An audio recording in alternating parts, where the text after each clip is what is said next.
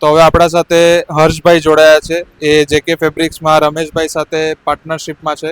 અને હર્ષભાઈ એક એવા વ્યક્તિ છે કે જેમને આટલું યંગ હોવા છતાંય એરજેટમાં બહુ સારું નોલેજ છે, ટેકનિકલ નોલેજ એમને, અને એરજેટમાં પણ સારો એક્સપિરિયન્સ છે. તો આજે આપણે એમનાથી બી એવું ઈચ્છીએ કે 2-3 વસ્તુ આપણને થોડું જાણવા મળે એરજેટ વિશે. હવે જે લોકો નવા બી આવે છે એરજેટમાં, એ લોકોને પણ થોડોક પ્રોત્સાહન અને થોડો આઈડિયા આવે.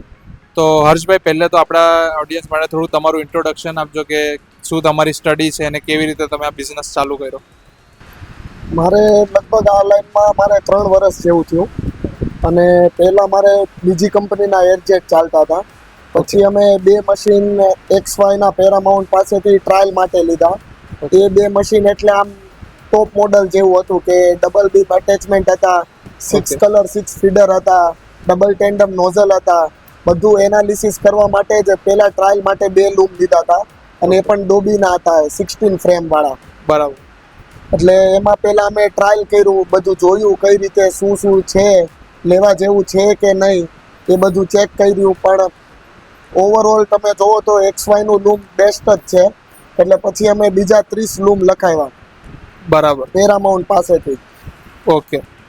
તો થોડુંક તમારું એના વિશે આઈડિયા આપશો કે તમે જ્યારે શરૂઆતમાં ચાલુ કર્યું આ બિઝનેસમાં આવવાનું, તો એમ કેવી રીતે તમારો એક્સપિરિયન્સ હતો અને કેવી રીતે મતલબ તમને આઈડિયા આવ્યો બધું આ ટેક્સટાઇલના બિઝનેસના રીતે?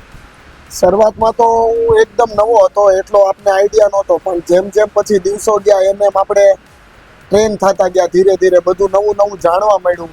અને ટાઈમ જાતા બધું સમય પોતે જ આપને શીખવાડે છે.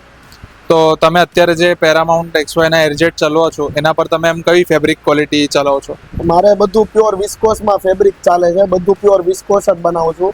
વેફ્ટ અને વોર્પ બંને, ફિલામેન્ટ યાન છે, સ્પન બી ચાલે છે. અને બધું પ્યોર વિસ્કોસમાં મેં દુપટ્ટા બનાવી છે, સાડી બનાવી છે, ઓલ ઓવરમાં પેટર્ન્સ ચાલે છે. અને પ્લેન ફેબ્રિક્સ પણ ચાલે છે, ટિશ્યુ ને એચો ને ક્રશમાં ને એ બધા.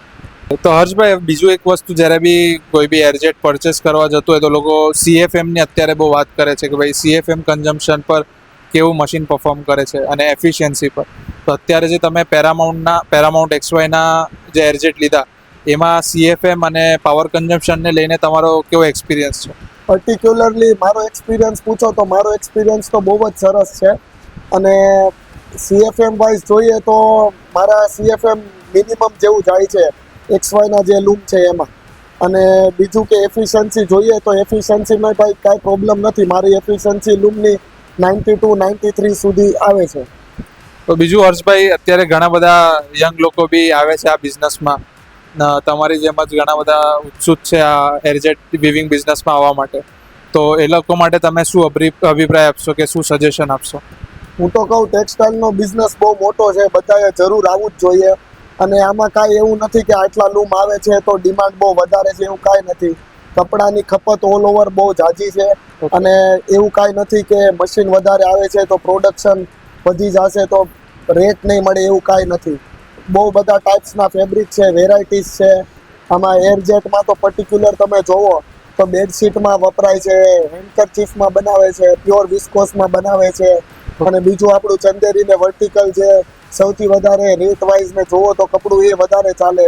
એટલે એવું કાંઈ નથી કે તમે એક પર્ટિક્યુલર ક્વોલિટી પકડી લ્યો, ભાઈ ચંદેરી કે વર્ટિકલ જ. એમ એરજેટમાં એવું નથી કે ખાલી 2 જ વસ્તુ બને છે, બીજા બી ઘણા ફેબ્રિક્સ બને છે.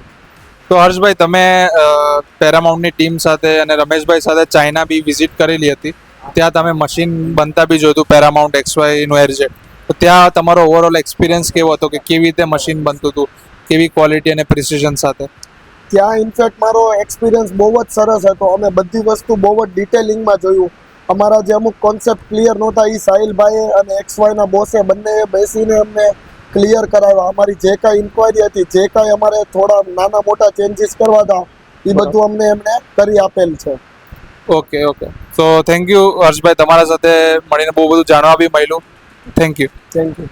एक उड़ान भविष्य की ओर।